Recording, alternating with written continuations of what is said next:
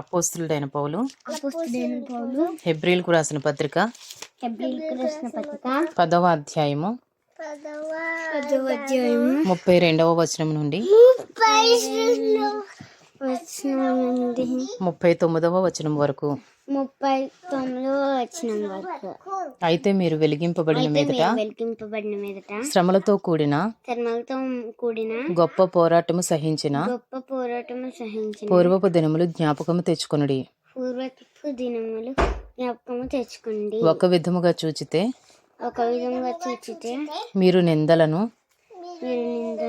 బాధలను అనుభవించుట చేత 10 మందిలో ఆరడి పడితిరి.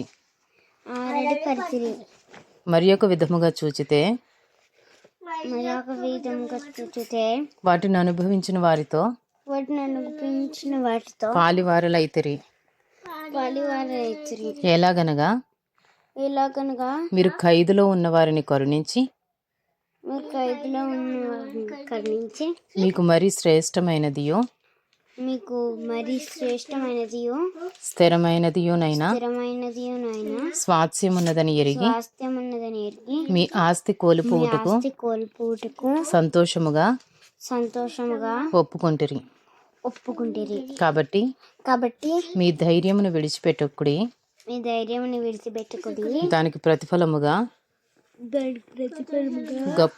గొప్ప బహుమానము కలుగును.